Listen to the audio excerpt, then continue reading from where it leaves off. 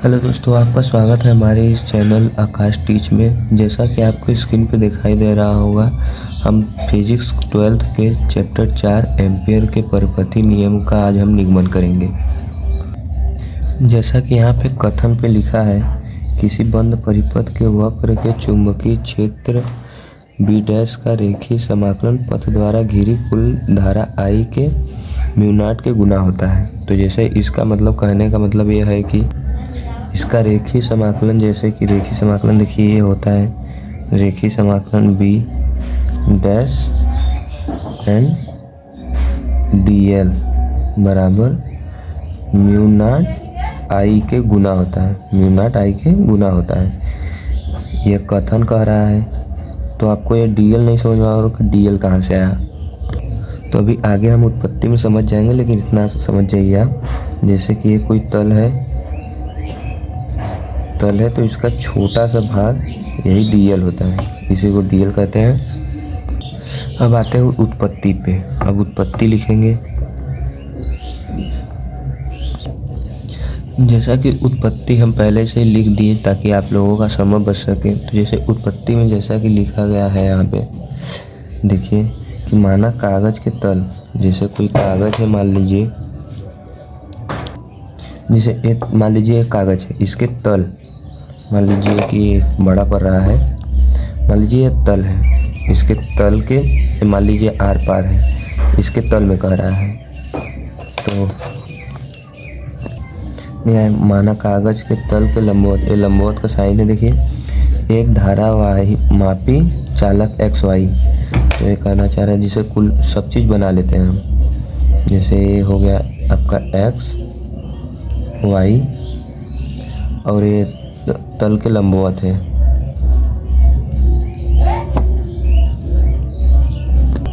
इसको मान लीजिए आप कागज के तल के लंबवत है, तार में प्रवाहित धारा I, इसमें I धारा प्रवाहित हो रही है, इसमें I धारा मान लीजिए प्रवाहित हो रही है। माना तार से R त्रिज्या के एक वृत्तीय पथ खींचा जाता है। R त्रिज्या मान लीजिए हो गया और ये वृत्तीय पथ खींचा गया है। दिखाई नहीं दे रहा, आप लोगों को दिखा दे रहे हैं। फिर उसके बाद क्या कर रहा है, खींचा जाता है तथा इस पर एक बिंदु P है। इस पर जो है कि यहाँ पे बिंदु P है तथा वृत्तीय पथ के केंद्र O है, एक केंद्र जो है O है। ठीक है। इसका चुंबकीय क्षेत्र इसके लंबवत जाएगा और ये दूरी जो है मान लीजिए dl है और ये b डैश चुंबकीय क्षेत्र है। बिंदु P पर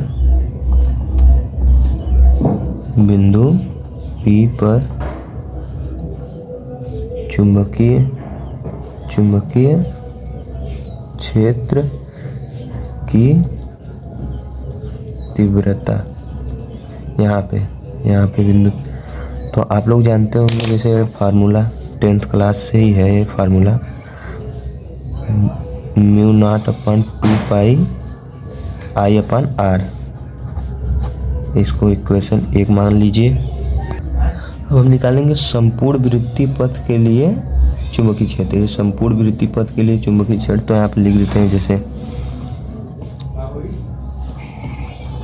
संपूर्ण वृत्तीय पथ के लिए चुंबकीय क्षेत्र बी डैश का रेखीय समाकलन करेंगे, निकल जाएगा। रेखीय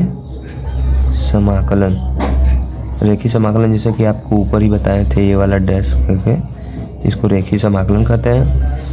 तो यहाँ पे इसका रेखीय समाकलन कर देंगे।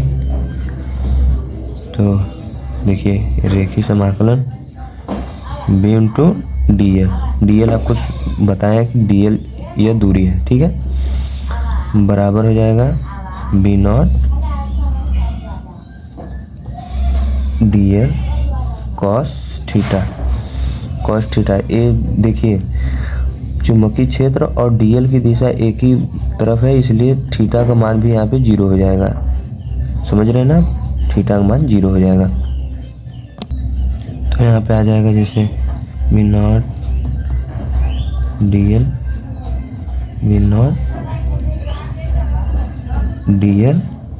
cos 0। जैसा कि आप लोग जानते हो cos 0 का वैल्यू 1 होती है। तो हम अगले पेज पे आ गए हैं। तो आप देखिए यहाँ पे क्या बचा, बस b dash DL is equal to loss into DL क्योंकि cos 0 की वैल्यू 1 होती है। तो यहाँ पे देखिए आ जाएगा b इंटू DL। b की वैल्यू क्या थी, आप लोग को बताया b की वैल्यू थी, b की वैल्यू दी थी mu not upon 2 pi I upon R. एकदम आसान सा फार्मूला है, इसको याद कर लीजिए आप लोग।